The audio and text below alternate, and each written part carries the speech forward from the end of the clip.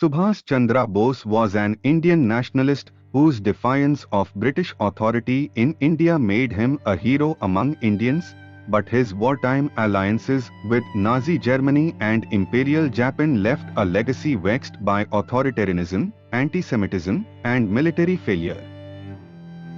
One individual may die for an idea, but that idea will, after his death, incarnate itself in 1,000 lives. Freedom is not given, it is taken. No real change in history has ever been achieved by discussions. It is our duty to pay for our liberty with our own blood. The freedom that we shall win through our sacrifice and exertions, we shall be able to preserve with our own strength. Give me blood and I will give you freedom. Nationalism is inspired by the highest ideals of the human race, Satyam, the true, Shivam, the God, Sundaram, the beautiful. Nationalism in India has roused the creative faculties, which for centuries had been lying dormant in our people. Soldiers who always remain faithful to their nation, who are always prepared to sacrifice their lives, are invincible. Forget not that the grossest crime is to compromise with injustice and wrong. Remember the eternal law, you must give if you want to get. India is calling, blood is calling to blood. Get up, we have no time to lose. Take up your arms. We shall carve our way through the enemy's ranks, or if God wills, we shall die a martyr's death. And in our last sleep we shall kiss the road that will bring our army to Delhi. The road to Delhi is the road to freedom. Chalo Delhi. The secret of political bargaining is to look more strong than what you really are. When we stand, the Azad Hind Fauj has to be like a wall of granite. When we march, the Azad Hind Fauj has to be like a steamroller. We should have but one desire today, the desire to die so that India may live, the desire to face a martyr's death, so that the path to freedom may be paved with the martyr's blood. Comrades, you have voluntarily accepted a mission that is the noblest that the human mind can conceive of. For the fulfillment of such a mission no sacrifice is too great, not even the sacrifice of one's life. You are today the custodians of India's national honor and the embodiment of India's hopes and aspirations. So conduct yourself that your countrymen may bless you and posterity may be proud of you. Reality is, after all, too big for our frail understanding to fully comprehend.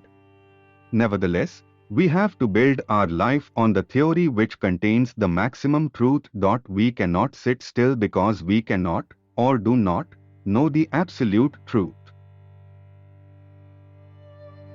I have no doubt in my mind that our chief national problems relating to the eradication of poverty, illiteracy and disease, and the scientific production and distribution can be tackled only along socialistic lines. The very first thing that our future national government will have to do is to set up a commission for drawing up a comprehensive plan for reconstruction. It is only on the basis of undiluted nationalism and of perfect justice and impartiality that the Indian Army of Liberation can be built up. As soldiers, you will always have to cherish and live up to the three ideals of faithfulness, duty and sacrifice.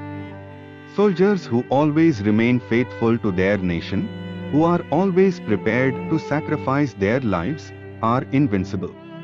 If you, too, want to be invincible, engrave these three ideals in the innermost core of your hearts. At this unprecedented juncture in our history, I have a word for you. Do not be disheartened by our temporary defeat, be cheerful and optimistic. Above all, never lose your faith in the destiny of India. There is no power on earth which can keep India in bondage. India will be free, and that too soon. Jai Hind. Gird up your loins for the task that now lies ahead. I had asked you for men, money and materials. I have got them in generous measure. Now I demand more of you. Men, money and materials cannot by themselves bring victory or freedom. We must have the motive power that will inspire us to brave deeds and heroic exploits. Let me remind you that you have a twofold task to perform. With the force of arms and at the cost of your blood, you will have to win liberty. Then, when India is free, you will have to organize the permanent army of Free India, whose task it will be to preserve our liberty for all time. We must build up our national defense on such. To all of you, I should like to say that in the course of this war you will have to acquire the experience and achieve the success which alone can build up a national tradition for our army. An army that has no tradition of courage, fearlessness, and invincibility cannot hold its own in a struggle with a powerful enemy.